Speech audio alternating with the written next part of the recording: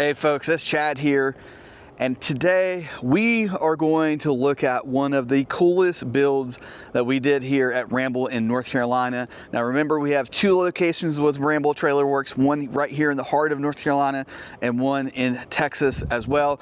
Now behind me is a 30-foot classic that we did a ton of upgrades, which includes a massive power build, over 1,000 watts of solar, a 24-volt power system. We also did a ton of little upgrades like the clear glass window, Maxim Skylights, a whole lots of things. We're gonna jump into all of the things we did to this one and things that you can do to your Airstream right here at Ramble, North Carolina and Ramble, Texas. All right guys, let's get started now.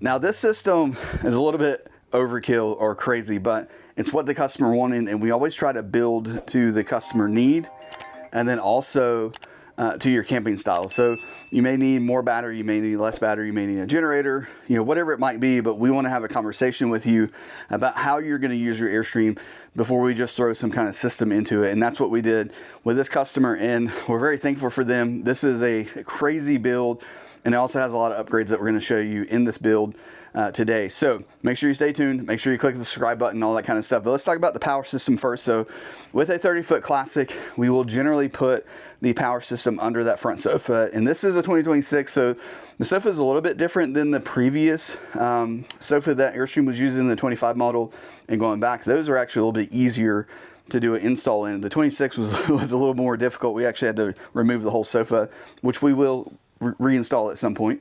Now looking down at this system, what you're going to see is a 24-volt system, which I do think is kind of the future, if not 48-volt. But right now 24-volt is kind of the best of all the worlds as far as the technology and the components that we need to make it work in a 12-volt and 110-volt environment. So we have two 24-volt 230 amp hour batteries here, so a total of 460 amp hours in 24 volt.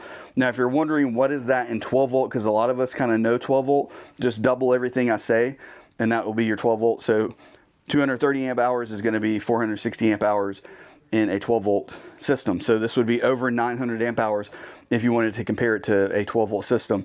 In the middle here is going to be at the heart of the system, and that is the 24 volt Quattro inverter. And the reason we chose the Quattro, if you don't know, it has two AC inputs, and that's why sometimes we'll spec this. If you want to do a generator, if you're doing a generator build, we definitely are going to spec the Quattro. But if you tell us that, hey, in the future we may want to put the generator on board, and if that's the case, then we're going to go ahead and install a Quattro now, so you're not having to swap out the inverter later. And that's part of why we like to have consults and do a conversation, have a conversation before we just build a system.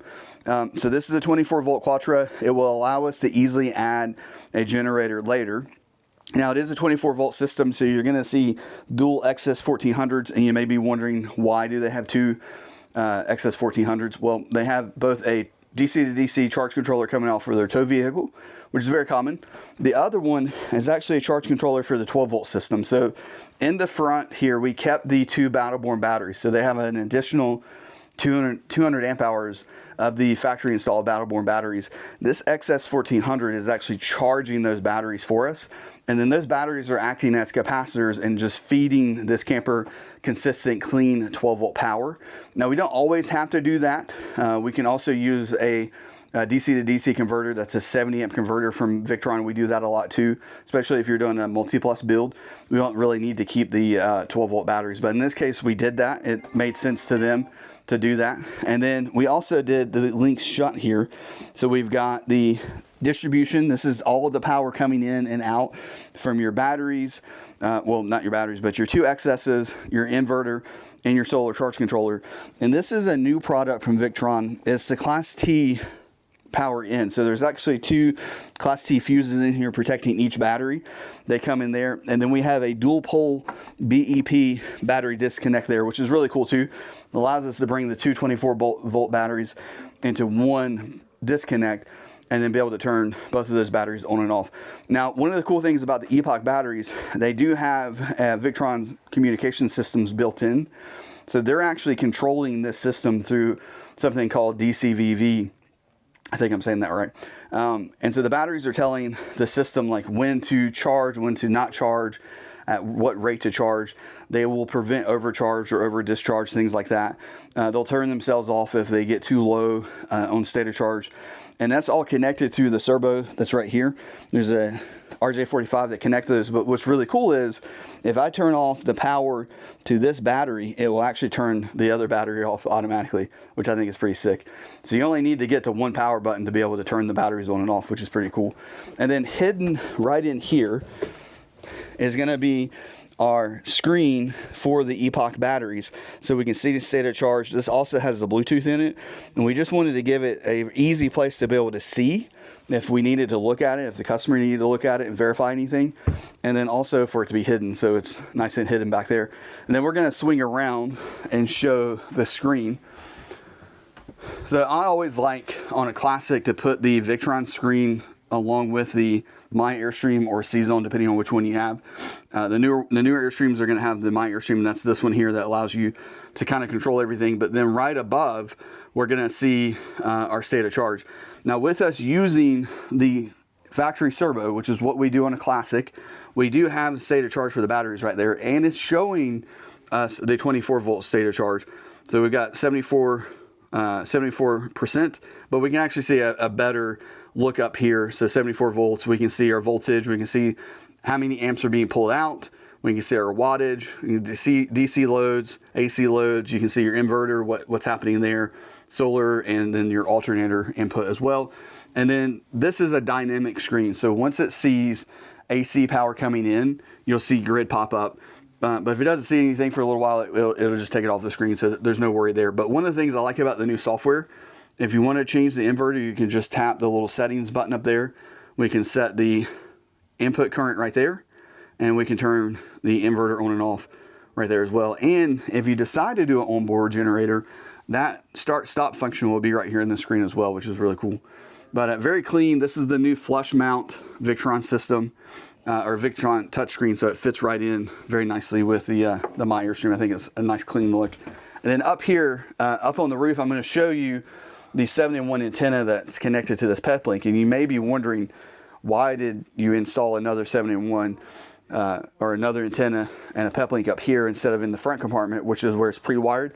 And the reason is, one, Airstream takes one of the 4 LTE cables and antenna, and they use it for the My Airstream, so you have that remote connection through your app. So you don't get all 4 of the 5G antennas that you need.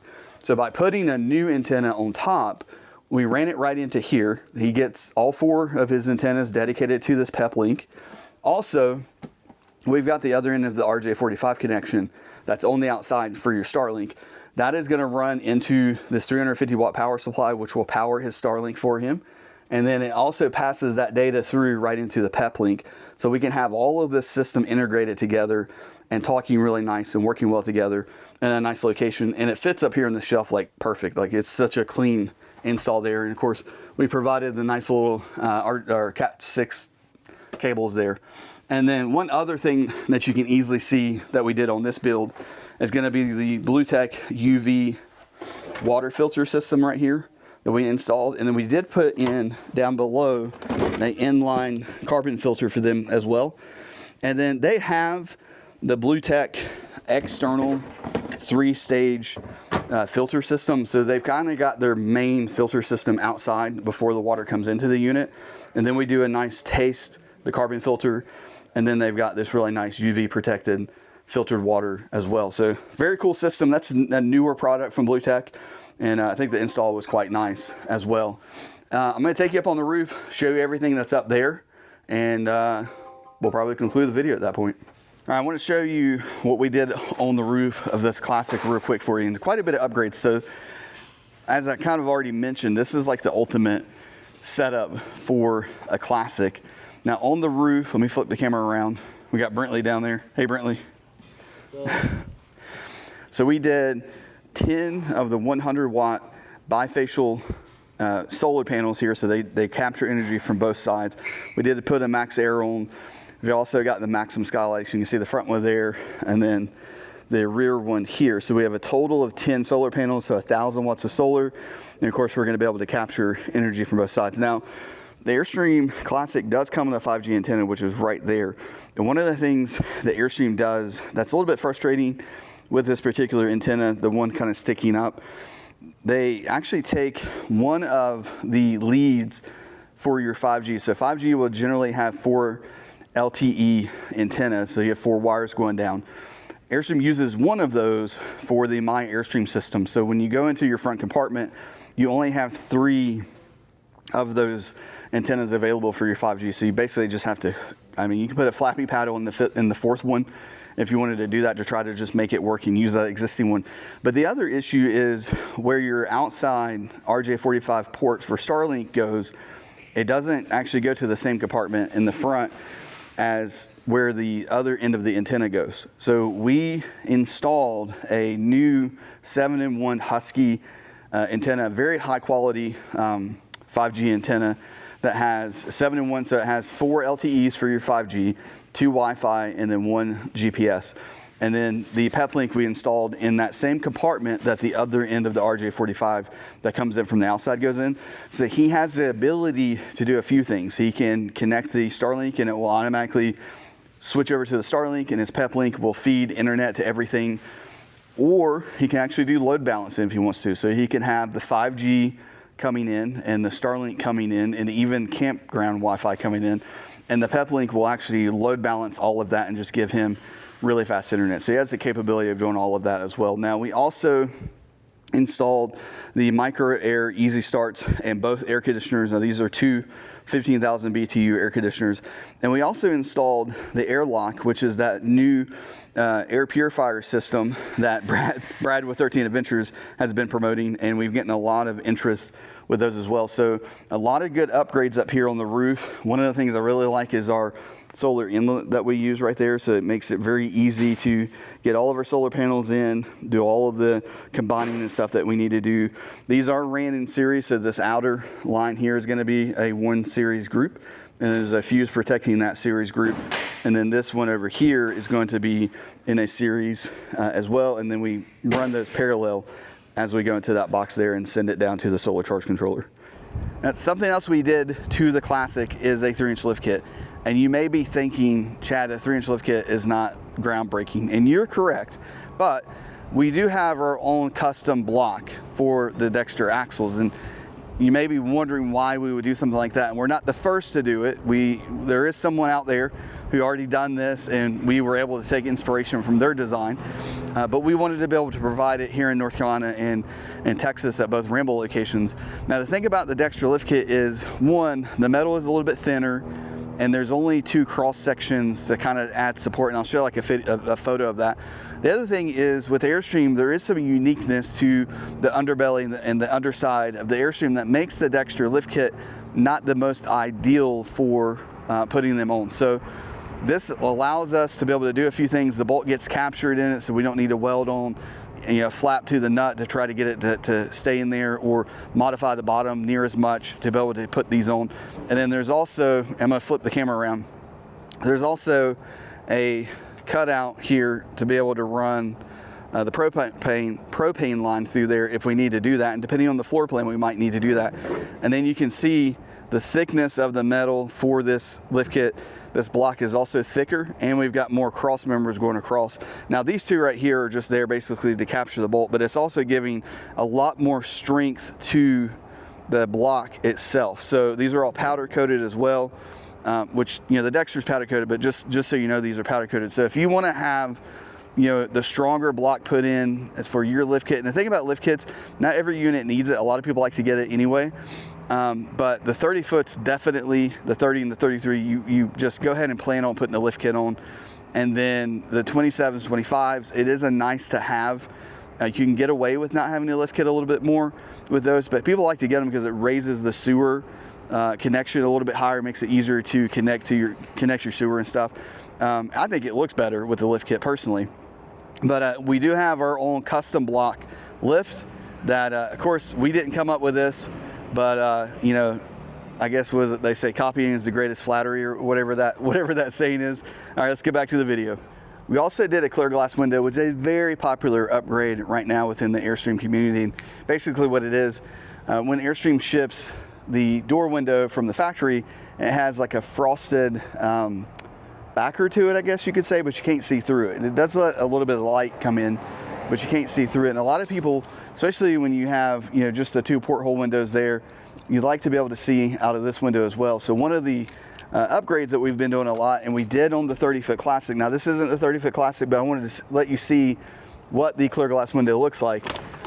Very popular upgrade. On the outside, it's going to look about the same, but on the inside, you can actually see right through the window. Now we do install a shade. That is an option. You can do it with or without the shade. I think most people are going to want the shade, but that will pull down and block that. So that way you do have that privacy at night if you want to have that. But a very nice upgrade, and of course we did that to this Classic as well. And you know, if you want to have a clear glass window installed, give us a call at Ramble and we can do that for you. All right, folks, thank you for watching the video. Thank you for being a part of the community. I really appreciate it. Now, if you have any questions on this Classic, be sure to drop down into the comments. I'll be happy to answer all of your questions. If you're interested in doing any of the upgrades and modifications that we did to this Classic behind us, to your Airstream, or doing a big power build, whatever it might be, there's a link down in the description that you can fill out and we will give you a call. We would love to work with you right here in North Carolina. Also, we do general service here at Ramble, North Carolina. We do body work. We have a body repair shop, so if you have a dent or anything like that that needs to be taken care of, we can do that for you as well. I hope you guys are living riveted. We'll see you down the road. Thanks. Bye.